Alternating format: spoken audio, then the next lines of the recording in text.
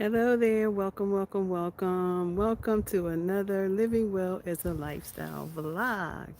I am Dr. Eve, and today I am growing in Zone 8A. I hope you all are doing well. Here on my channel, we talk about all things living well. Today, I'm taking the opportunity for what I believe is my last chance for spring broccoli. I've been growing some for a minute and I'm putting them in bags because I think that that's going to be the only way I can move them around or beat the spring because it may get really warm really quickly here in my area. And so, because of that, I'm putting them in bags. And let me show you what I'm doing. Hold on. So, these are my 4 bags that I'm putting broccoli in. I have a few more broccolis to put in, but these are 4 that I'm doing right here near the perennial garden because I want to keep these in a shady spot because um, what are they called? I can't even name them right now, but let me just see if I can get the name of these. I got some on sale and I was like, whoa, this is a really good deal. I got 8 of them. No, I got 12.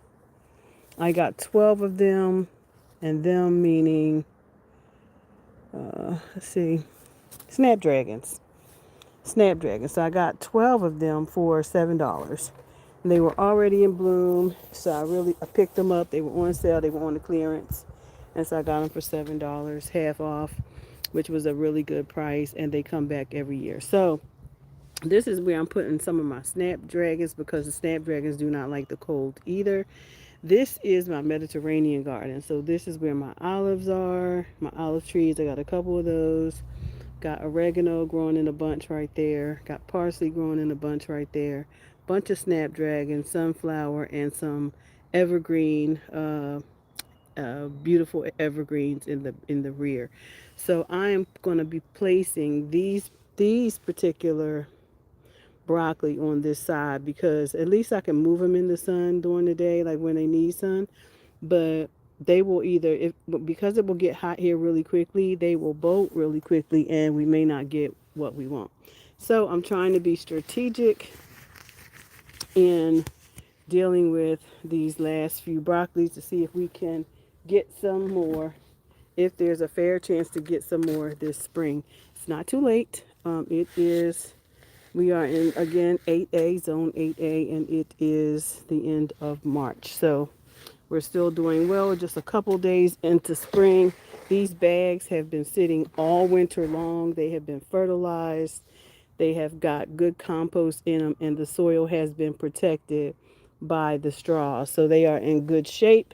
So I don't have to do anything to amend them because they have been amended already. So I'm just going to take the last of this straw out of this bag to plant up this last, not the last one, but the last one for this area, the last broccoli for this area. So I'm going to take that out really quick so I can use it again. And we're going to plant up this last broccoli over here in this area.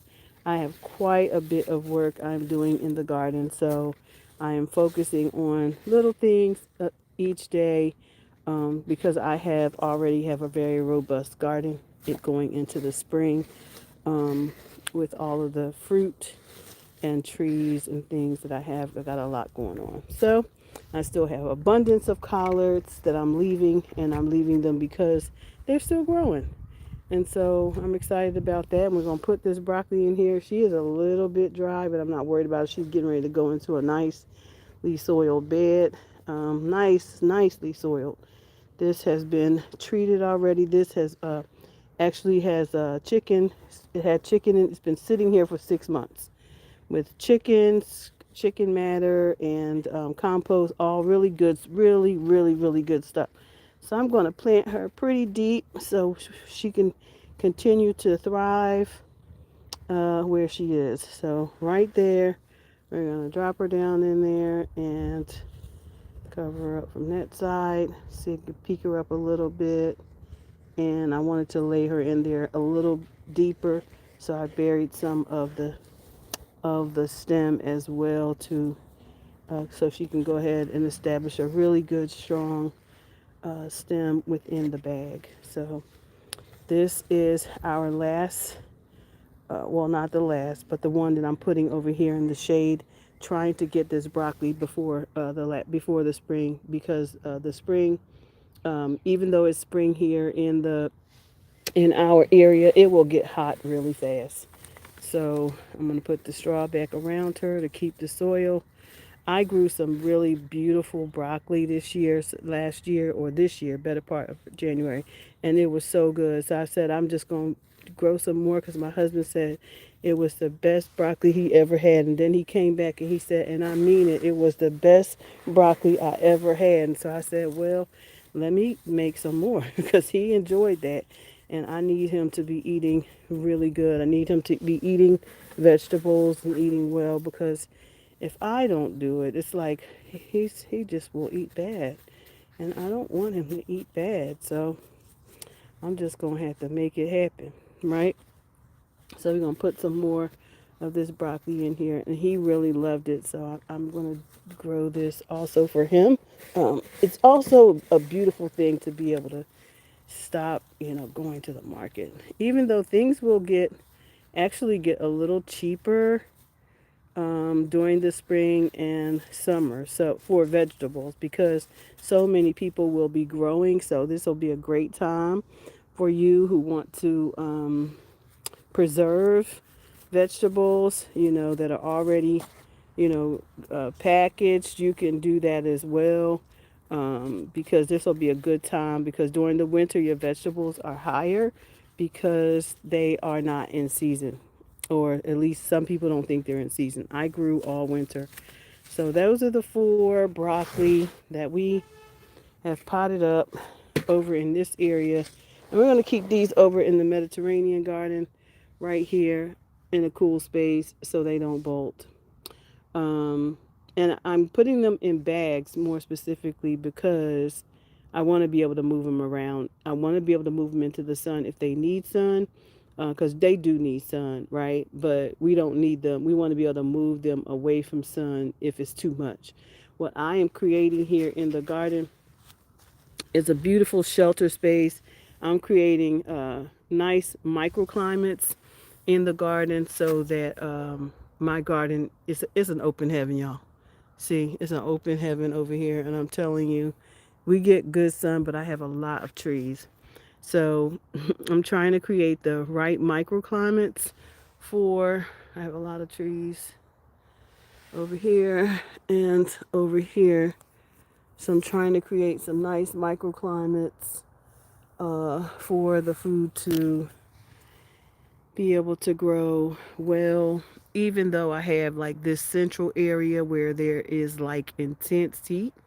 I have put in a lot of fruit trees, so it will also give the vegetables, the fruit, anything that I'm growing, it will give it, not so it's such intense heat.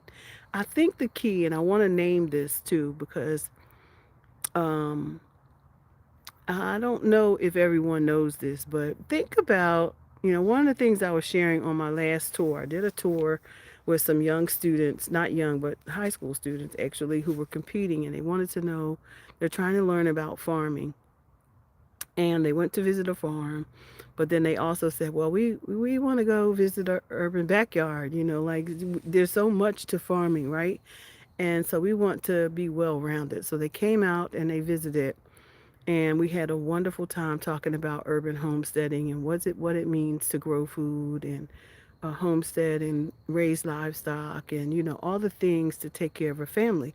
What does that kind of farming look like? And I was so glad that they came.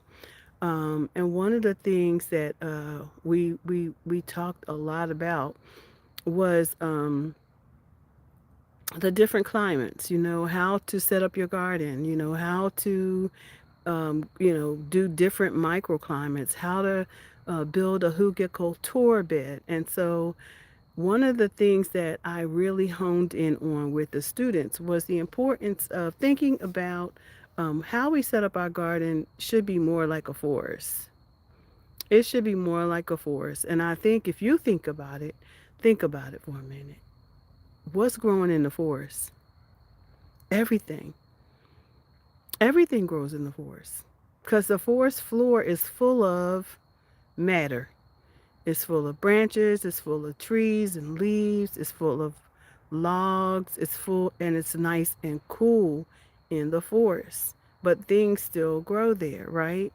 So I think it's critical that when we are designing our gardens, that yes, there are things that are going to need sun, but I haven't seen things that haven't grown in the forest, if you're creating a dynamic permaculture, then you want to you don't have to listen to the directions of farming directions because, to be quite honest with you, the directions on the package will have you planting one per 12 feet. And the thing about that is that's going to keep you coming back for seeds. And that's not how things grow in the forest. They just grow. Wherever you put stuff, it just grows, right? Thank you, Charity Adams. So want you all to be mindful that think about your garden. Think about its setup and design and think about the forest and how does things really grow, right? How do things really grow in the forest? It just grows. There's so much stuff on the forest floor. And so I protect my plants. That's one of the reasons why I protect my plants with straw. Because if you look over here in my beds, there's weeds growing up in there too. You see the dandelions? But I'm not going to pull them because dandelion root is medicine. So I'm going to leave it in there and I'm going to plant around it.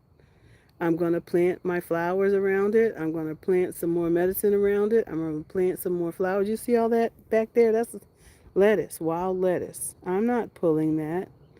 It's a weed to somebody, but it's medicine to my family. So create a pulp permaculture that where you can grow lots of things. This is an olive tree right here. I cut it all the way back this year. There's another one over there. Cut it all the way back. But there's lots of things here in this perennial garden. You can't see them yet because the perennial garden is just waking up.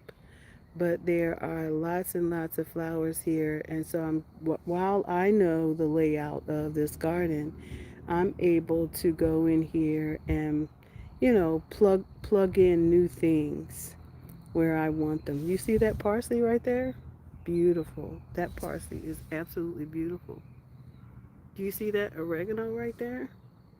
It's just growing. It'll keep coming back every year, right? So just get in your garden, grow things, make sure you're protecting your soil, put leaves in, put good mulch in, but this is good mulch. Let me say it again. We're spending a lot of money on things that we don't have to spend money on.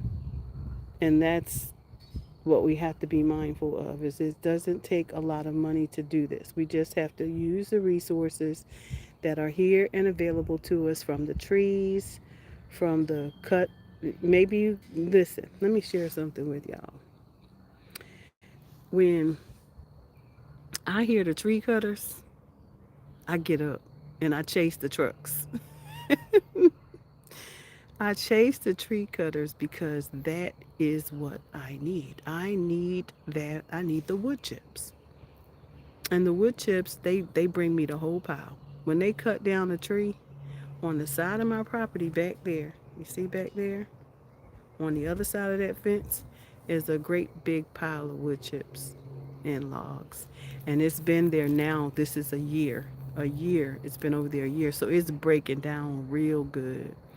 And you can tell by the mushrooms that grow in my garden because I get a lot of mushrooms growing here because of all of the good wood chip matter, the matter that I put inside the garden. So I use all those wood chips for these beds right here. All these beds. I'll put some more in. I'm going to put some more in now.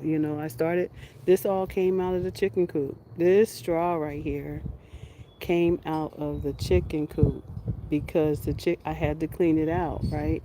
So when I clean it out, I take the chicken coop stuff straw and I put it over here in the garden because the straw has, some of their matter on it, so it's not going to burn anything over here. It's just, it's doing well. You see how that stuff is growing back there? It's growing. This is where I threw it at. I threw it right here. So the flowers are going to do well too. And here I got, like I said, we have some. This is a olive tree, and it gave me olives last year, but I cut it all the way back because it was kind of obstructing my view from everything else. I wanted to cut it back a little bit. But around it, there's hostas. The hostas are going to be coming up, so things are going to start like getting really big and boomy.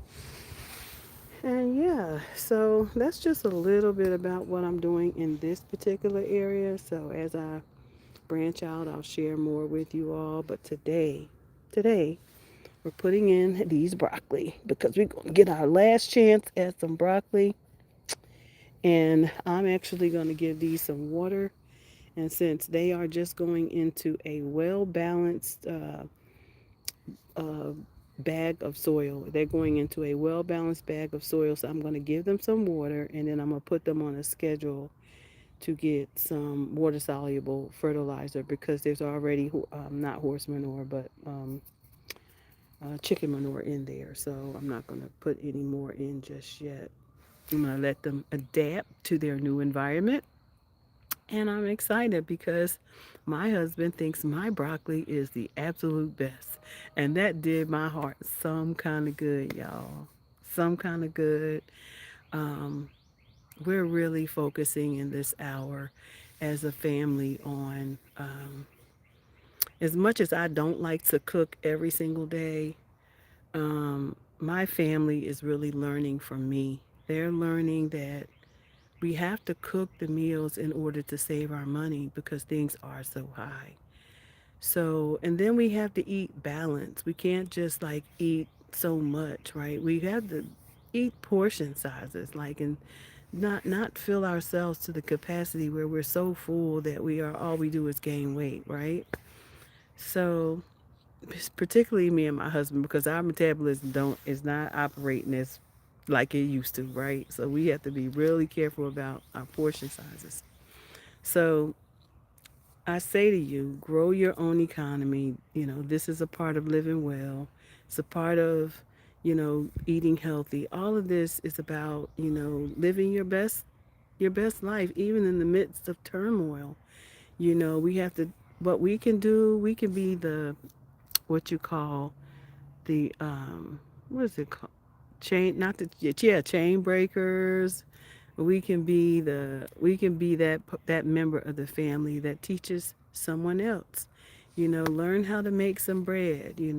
Go back. Listen, I think one of the best gifts when I look back on what we're dealing with right now, I think one of the absolute best gifts that I have is to have had the experience of the struggle, and because it doesn't really mean all that to me because I know what it's like to have had struggle. I know what it's like to have had been raised in a home with two parents and then with one parent, and then how to and sometimes with no lights and sometimes without gas, and yes, that's kind of sad, but it's not to me right now. I mean, we came through those storms, and we made it to the other side.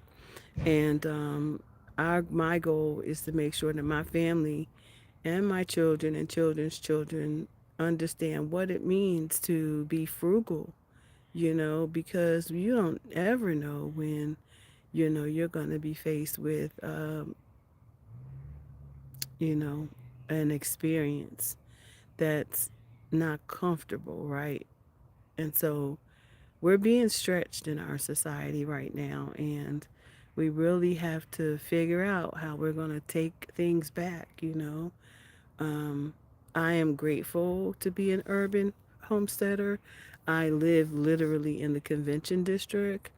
I don't have to start my car if I don't want to because I literally live a quarter of a mile from everything, from the Barnes and Nobles, from restaurants, from dealers. When I say dealers, car dealers. the Walmart, Target, the Plaza.